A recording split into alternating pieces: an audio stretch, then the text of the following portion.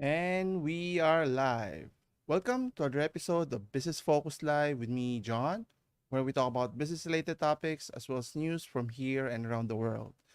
If you're new to this channel, don't forget to subscribe and let's get started.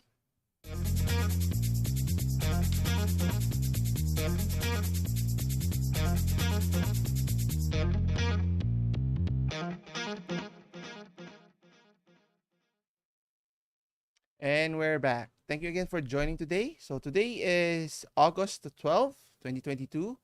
So, hopefully, we'll have a smoother experience today compared to last week's after being gone for about a month or so. And if you haven't checked out the video, do check out my this week's video wherein I discuss what the heck happened when you lose your internet for about a month or so. How do you survive it? And what was the problem that necessitate this issue, and how was it rectified in the end? Anyway, so let's get to the meat and potato of today's this week's discussion wherein we'll be talking about some very interesting things that's been going on this past week or so. So first is we'll be talking about NFTs. Now, we've been talking about NFTs for so long since its inception. The popularity has risen, but to varying degrees of reception from many of the audience in terms of, is it even necessary? And even companies trying to capitalize looks like a obvious cash grab, meaning not offering significant value to the product. And in this case, another iteration has arisen in terms of offering NFT games, which is fine in its own merit or concept.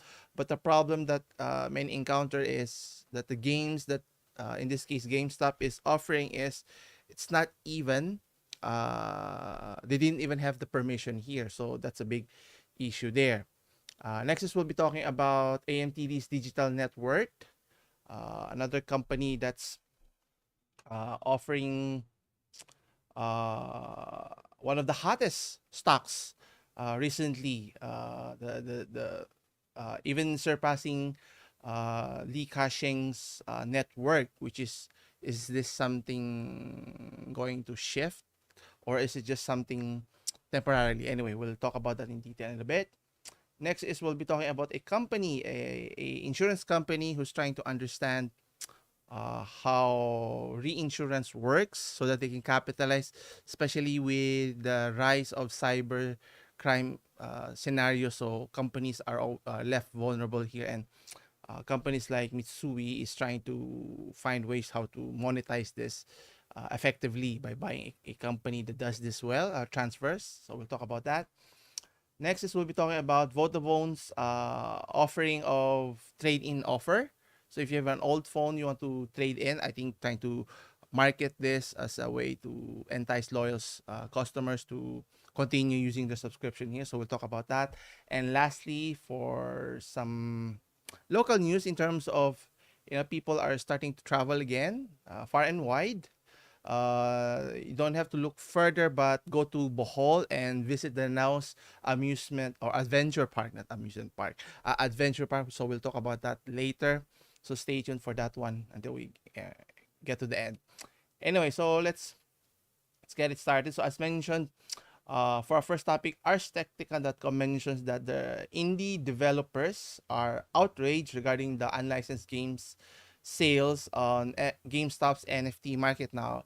GameStop was known because of the short selling that was happening, I think last year, and people were uprising in terms of the manipulation, which is inevitable. But the question is, what did GameStop do now? And the fact that they're capitalizing on the rise in popularity of NFTs, with a small caveat that they're selling those games with that are considered unlicensed, meaning without the permission or the collaboration of the creators of said games. So let's take a closer look. So as mentioned, GameStop recently launched an NFT marketplace, the Nifty Arcade Collection, meaning offering basic JPEGs, which is one thing, and the collection of provided interactive NFTs link through HTML5 games, which were fully playable from an owner's crypto wallet. Okay, which is good, right? But the caveat, as mentioned, is Many of the NFT games were being minted and sold without the creator's permission, much less any arrangement of the creators to share in any crypto permits here, and which is kind of sad. And obviously, those companies will try to find any leverage to take advantage of any situation. That's why it's very important to be able to protect your intellectual properties. And there should be a governing body that will regulate this to protect the interest, not just the companies who's buying it, if it's legit or not, and then the creators or developers themselves who are trying to monetize it, and others are being able to monetize it first. I think there are several games that are popular here anyway. So let's read on. You have Nifty Arcade creator Nathan Elo told us his collection grew out of desire to highlight potential use cases of NFTs beyond static images. Well, if you're trying to monetize it, it's not just for enjoyment here. As long if you start monetizing anything, any aspect of any endeavor, so to speak, there's always an ulterior motive. How can you get the most out of it with minimal effort here? Obviously, the games were developed by other people, and you monetizing it, selling it through those means is kind of would say unethical and illegal, if that's if there was a law that pertains to this one. Anyway, he goes on to mention that got a bit distracted when asked to explain the utility of freshly minted NFT versions of the game that were already freely playable elsewhere on the web. So meaning you didn't even have to pay for it to be able to play those games. Then capitalizing, if people are willing to pay for it, then who are they to stop it? And he goes on to mention that if people find value in these NFTs, that's a bonus. But my intent is to create and showcase games that are playable within NFT marketplaces and within NFT wallets. Well, again, it's just language speak of trying to monetize it. And if people are not aware that it's readily available in other platforms or readily playable in your computers, then who's to stop you for purchasing it? There are many games that were not licensed, as mentioned. You have Breakout Hero. I haven't played these games. You have Super Disc Boss, Invader Overload. Uh, and the interesting part here is ending up selling hundreds of NFTs based on the NFT Arcade collection, making at least 46 or 47 Ethereum, worth about $55,000. So that's big, but it's substantial enough. And the arcade has clarified that ours has only earned a small portion, but regardless of the issue, they have earned that money here. And that's the sad fact here, that without the permission of those owners, it's they're supposed to be paying that here. Whether you agree or not, well, that's the case here. Anyway, I'll be right back away. I have an important call I have to answer.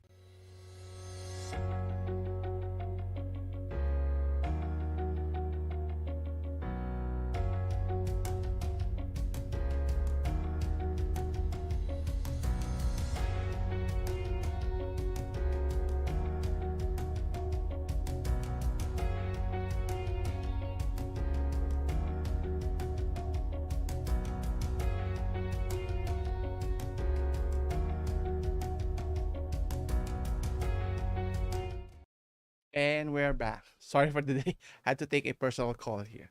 Anyway, continuing with our story here. So, next is we'll be talking about, according to Forbes.com, chairman of the world's hottest stock currently, AMTD, is worth nearly $37 billion, which is more than Li Ka-shing's net worth. So, we're talking about Asia's most powerful, richest person in the world. So we're talking none other than banker Calvin Choi, who appears to have amassed an immense fortune at record speed. So let's take a look at what Mr. Choi looks like here.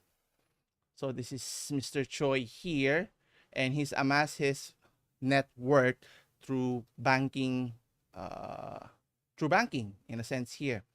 Now, question here is, uh, if you're interested in investing, should you invest in a company who has, grown significantly in just this past recent months or period? Now, who is Calvin Choi and who is AMTD Digital? Uh, his stake is in the digital financial services, which has skyrocketed 14,000% for reasons his firms can explain, which is the concerning thing here. Obviously, over speculation, over value of a company can be detrimental, but obviously advantages for them. But if you're an investor, you don't want to invest on a company that's overvalued to this point. And what necessitates this? You have to look at their financials and see what their actual market value is, whether it's really 37 billion or significantly much less than that. Anyway, his holdings now appear to be worth around 37 billion, as mentioned. Now, based on AMTD's digital stock price, his stake at AMTD Idea, which is AMTD's digital parent company through which he holds the shares, is only just worth under 500 million. So you can just imagine the imbalance of values of the parent company based on the company that's overvalued to 37 billion, which is kind of interesting and kind of misleading if you think about it. Now, according to a spokesperson to AMTD Group, which was able to confirm Choi's shareholdings but declined to comment on the market values of those holdings. Now, AMTD Digital is a thinly traded company or stock, yet the company's market cap now stands at $203 billion, which gives the company a price to sales ratio of a little over 8,000.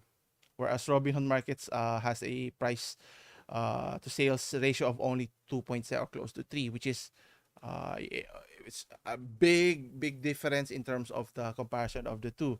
So what necessitates this discrepancy, so to speak? Now, it mentions here that the comparisons are being drawn to meme stocks that gain a cult-like following investors who collectively influence the price of share. But it's unclear if the case here it's a combination of a few things, as mentioned, a small float, a somewhat likely short interest, and now memes stock angle. The question here is, if it grows so high, will it continue to grow or will it plummet back down to earth to something more realistic for investors here? And it goes on to say, therefore, a company that's bigger than the likes of Walt Disney and even Morgan Stanley by market cap. So what's interesting that the company has only 50 employees across offices in Hong Kong, Singapore, as of this article. And its financial performance fails to support its huge market cap. That's why, I'm a steadfast advocate that if you're going to invest your hard-earned money on companies, especially in large sums of monies, make sure that those companies, you read in their financial statements in terms of their actual performance. Don't be swayed in the valuation in terms of its price, whether it's high or low. As long as the investment that you're going to invest on the company has a steady growth, regardless of external factors like per se the pandemic or financial crisis in the past and whatever crisis that the companies can withstand the difficulties that's in front of them, and yet they're able to grow consistently. And in the case like AMTD, that can be concerning aspects. I mean, good for the company, but not so good for the market, because if it burst, and it would burst tremendously. Now, question is, what does the company do to take advantage of the situation to grow the company, or do you just use those monies for something else more on personal gains here? Anyway, it goes on to say here, according to the fiscal year that ended last year, 2021, the company only reported a 17% increase in revenue compared to a year before. So from 195 or 96 million Hong Kong dollars or 25 million dollars, with an 9% profit of around 172 million Hong Kong dollars, which is kind of small if you think about it. So will it balance out eventually in the long run? I think it would uh, normalize in the future. So always take it with a grain of salt. Do your own due diligence in terms of understanding market situations here. Obviously, if you bought in before, earlier before their valuations increased, then you have gained significant values there. But if you're only planning to invest now, then by now it's already too late. Okay. Anyway, what's interesting now, they're pegging it, the AMTD's digital may be the new perfect meme stock because it will lose 100 billion in value in one day after rising over 125%. So that's the nature of the beast in terms of stock markets and so forth. Anyway, continuing with another company, in this case, companies that is buying another company to navigate in this competitive market. In the case of insurance here, so we have Mitsui Sumitomo insurance company. So according to Reuters.com, they are going to buy a U.S. company reinsurance broker for around 400 million. We're talking of Transverse company here. Now, obviously, as an insurance company, you typically insure your precious properties, items like vehicles, house, businesses, and so forth. But in this case, the buying of Transverse here by Mitsui is something different here. A reinsurance broker. The goal here is to focus or specialize on a particular field, which is rising significantly, the problem of cybercrime here. So the goal here, the Japanese property insurer aims to gain know-how of the insurance broker business. So understanding, obviously, when you talk of cyber crimes, hacking, business information, critical information, and then taking it hostage so that they could sell it for high profit later on. And how do you protect from these instances? Obviously, in the case of reinsurance, can be lucrative, which we'll discuss in a bit. So that the company here, Mitsui, could help with the expansion of an insurance market specialized in this particular field, as mentioned. So Mitsui Sumitomo Insurance pay up to additional 150 million depending on the U.S. company's earning after the deal. In a statement, it was considering various business statement opportunities, including those reported in the media, but nothing has been decided. It would announce anything that needed to be disclosed promptly when it was decided. Now, here's an interesting aspect. Transverse, which was established only a few years ago, 2018, which is based in New Jersey, act as a broker of reinsurance across the United States, receiving 5% of insurance premiums as a commission by connecting insurance to reinsurance companies here. Now, one would think that 5% may not be a significant chunk, but if your account is in the millions, tens of millions, or even hundreds of millions, let's say 100 million, 5% is 5 million. And that's just by referring them to a company or an insurance company here. And that's why Mitsui is trying to get into the game, and understanding how it works is always important here. And obviously, not just in the United States, I think worldwide it's a common problem. There's a growing risk of not just natural disasters, terrorism, cybercrimes have led to the increase of sales of policies provided by insurers that is specialized in this certain fields, such as you have transport and medicine. I think it goes beyond not just in these industries, but tech-related companies, companies that are reliant on on technology that that has a way for cyber people to penetrate your system and hack your databases here, and obviously, can they insure it effectively? That remains to be seen here. So I'll keep you updated for any update, goings on or changes that happens in the very near future. Anyway, continuing. So offering, value for customers, I think it's very critical and important if you want to retain your key customers here. So obviously, with the very competitive market nowadays, especially, during this pandemic or post-pandemic, you want to call it. In such case, you have Vodafone's unbeatable trading offer, which is they're trying to entice current and new customers, I'm assuming, to stay in within their subscription here. So according to techtimes.com, so you could swap in your old phone with a new one. I think this is very important, not just a marketing ploy to entice new and current customers, but I think it should be implemented. Offer value for your customers. It's not just offering them a line. Similar here in our country, yes, they offer you value in terms of offering a lesser, cheaper price compared to if you were to buy it retail price. But the point here is, if you've been a loyal fan, obviously, companies want to maximize their earnings, but obviously, if you piss off your customers, just like what happened to me with the internet ISP subscriptions, you just switch to a different carrier that will provide a better service here. And it goes, can be applied to any aspects, to different industries, to different businesses as well here. So what they're doing here is, if you want to get a new phone, save some cash in the process. So it's always a good idea to trade in your old phone. So what I really like and appreciate is, it is a convenient and hassle-free experience, so that you don't throw waste, and maybe they could even repurpose that old phone, recondition it, and sell it in the market again, so that phones are still working in our society, that it's not just thrown for waste, or unless they can be recycled, which is very difficult to do in itself. So in this aspect, you may get more in selling your used phone in the market. That will involve waiting for a buyer, dealing with shipping. So obviously, why go through that process? Actually, this is similar to car ownership, right?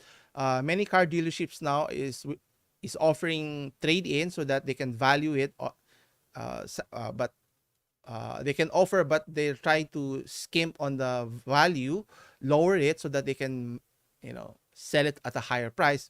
But that's another case, that make it easy. So you go to the store, or in this case, the dealership, bring in your car, they will check for it and what the value is, and then give you the papers, and then sell to another person who's interested in second-hand cars. And then if you're interested in buying a new one, then you can deduct the amount that's going to be levied or valued on your old car, so that you can save, essentially thousands, tens of thousands, or even hundreds of thousands of pesos, if you're buying a very premium vehicle here. And I think it makes sense for all parties to benefit, right? I mean, the car manufacturer, car dealership, or in this case, the network provider, telecoms provider, is gaining a sale, not just in the old phone in the future, but also getting a subscription, continuous subscription from either a new or current customers here. So what will happen here is, a carrier store will be more than happy to take your old phone and used phone, and refurbish and resell it to a new customer, or state up recycle. As I mentioned, so I think this is a very interesting and should be implemented, especially for more tech related, not just smartphones, vehicles, but could be tablets, laptops, or even desktops, right? So that all of it will be just thrown as waste here, and unless we can find to recycle all of the components, so that we can be more environmentally friendly here. And what's even interesting for the company here, they're offering a trade-in tool within the My Vodafone app. So making it easier even before you go to the store. So making it easier even for customers to trade in their old phones for new ones. So you can just open the app, have their phone evaluated. Now, how they evaluate could be tricky. Get a price value quoted, and then we'll perform daily price checks to ensure that it has always the best price in trading in values. And if it's easier for customers, I think a lot would use these services. Even I would seriously consider that, and I think it should be standard for all companies, tech companies out there, calling Apple and even Samsung, even television. Imagine that there are a lot of televisions being sold nowadays, whether it's LEDs, OLEDs, QD OLEDs, and different types of technology. But eventually, if it's phased out, you want to buy a new one. If it's still usable, like I have an old LCD Samsung 32-inch that's been with me, I think, for the past 10 years. It's still working, but it doesn't have the latest technologies here in terms of Wi-Fi connection and other features. Then, I could have sold it and bought a new one instead. But anyway, offering value for your customers is always the right way to do good with or be in good standing with your customers here. Anyway, for our last story, a local news, something interesting here. So if you're planning on traveling, abroad, or why not travel here in our own country? There are many interesting places here in the Philippines, whether in Luzon, Visayas, or Mindanao. In this case, according to Rappler.com, ready to face your fears? Here's what you can do if you visit Danao Adventure Park, which is in Bohol. So I've never been to Bohol, but it would be interesting. Is it Bohol? I mean, yeah, it's in Bohol. I thought I was thinking of something else. So if you're thinking of doing extreme activities, as you can see in this photo, Bohol Adventure Capital is maybe the right place for you. So you can see here, you have a giant swing, the plunge. Now the Swiss side, I have an issue which I will discuss in a bit here, and then they have the sky right now. They have more offerings here, but due to the pandemic, they are only limited to offer some activities, but not all of it. So it's very interesting here. So let's take a closer look here. So knowing about Bohol, there are many attractions that they offer. White sandy beaches, countryside, and countryside attractions. So, and obviously, if you've never heard of, never been to the Philippines, Bohol is home to the Chocolate Hills anomaly or phenomenon in our that is only uniquely in our country here. Now, for thrill seekers and adventurers at heart, going to the Danao Adventure Park is something to get you interested if you're interested in these types of activities. So this is located near Barangay or at Barangay Matangtang, Danao, Bohol, roughly 2 hours away from Tagbilaran City. Okay, so Danao Adventure Park houses several non-mainstream outdoor activities that cater to tourists looking for an action-packed travel vacation. So let's look at some of those activities here. You have the Skyride version of a cable car that is called Skyride, perhaps the least nerve-wracking attraction here. So something akin more to a cable car, so you can see scenic views of where you've been and where you're going here. So if you don't like very stressful experiences, this might be it for you. So it's situated 280 meters above ground, so you'll have a spectacular view of the entire park here. Now, the Swiss slide that they mentioned here, and looking at the photo, I don't know if it's the right one that you should call it a is it suicide because it's suicide slide? And I don't think that connotes the right marketing tool if you're trying to engage people. Now, maybe a different word would be more appropriate here. I'm curious as to why they would call it Swiss. Swiss? Why could it be Swiss? Let's see here. Enjoy your weekend here together and conquer your fear. Yes. But why Swiss? Yeah, the zip. I would rather call it zip slide instead, right? Rather than Swiss slide, because the Swiss can connote suicide, so meaning every time you take that ride, then you're committing suicide here. Rather than, why not call it zip slide? I think that would be a better marketing tool for people, taking on an adventure here, and has that exciting connotation. Zip slide very fast, and it's sliding, and you can see here, not very smart, you know, having a selfie stick, and if you were to drop it, I might suggest using a GoPro and attach it to your body instead, would be the better route. But what's interesting here, not very safe, is kids are, isn't it supposed to be just for two, not for four, two adults and two kids riding on the same zip line here? But this is what they're trying to promote here. I don't know, that's you would consider it very safe. Anyway, so what else are they offering here? Ah, yes. I mentioned here that the zip line is connected to two cliffs. Adventurers can get to try two zip line trips as they're treated to a wonderful sight and long winding river. So the first line is 480 meters long, while the second one is a bit shorter, around 460 meters. So obviously the experience here is for you to be able to enjoy, as the name suggests, zip sliding or zip slide is to be able to have this free fall effect of gliding and seeing the scenic views of Danao here. Now you also have the giant swing here. I don't know if it's something that many would be enticed to do it. So let's see if we can. It's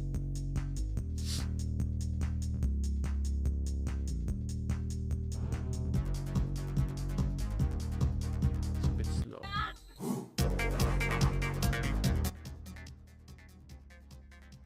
Okay. So what will that? Ah, okay. So it is literally a big giant swing. So they will pull you up, then yeah. Actually, it's more akin like to a dragon boat ride in Enchanted Kingdom, but in this case, you only yourself or your partner to ride it and enjoy it for however long it is. So it has 10 to 15 meters swing. So hopefully the structure is safe and safe for people to enjoy it. Okay, and hopefully you don't swing off to the cliff here. And I think it's an enjoyable one, and I think a lot of people would enjoy it, obviously in ideal climate here. And then there's the plunge. This is where I have issue. I don't know if that's something I would dare try.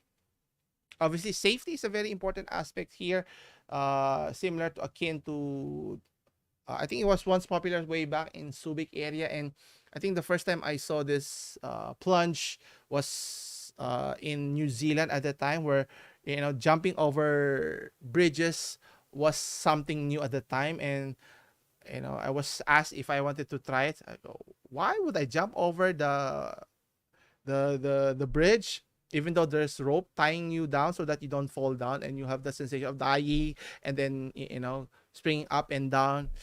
It only takes one accident for you to die, so why risk it? But it looks enjoyable. I think for many of those who have tried. So let's see here, what was the experience here like. So you're holding this.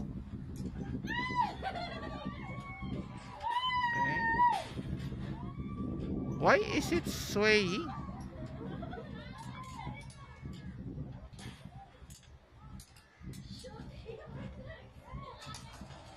Isn't it a bit too close to the edge? And from my understanding, when you say the plunge, it should only go down, not swing from left to right here. Otherwise, there would be a safety, unless the ledge is way over the uh, you know tens of meters away from the very ledge that we're seeing here. Otherwise, it would be concerning, because it's supposed to be going down quickly rather than swinging back and forth, like not like the giant swing that we were seeing. Because if you were to have that swing, pendulum swing, then it would hit back the ledge here, and that could be catastrophic here. So anyway, maybe the angle of the camera that they were capturing is not proper, so maybe that's that's misleading in terms of the viewing angle here. It was mentioned that the loading platform is situated more or less 280 meters above the canyon floor, with a 70 meters vertical free fall and 200 meters. Okay, so there's ample space for for for you to swing. I thought it was closer than that was posted in the video here.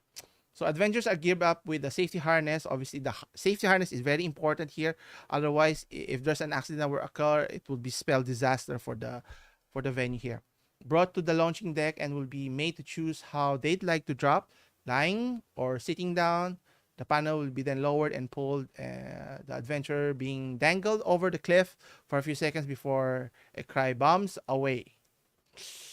Yeah, that would sure be exciting, but it's not for everyone, not my cup of tea anyhow.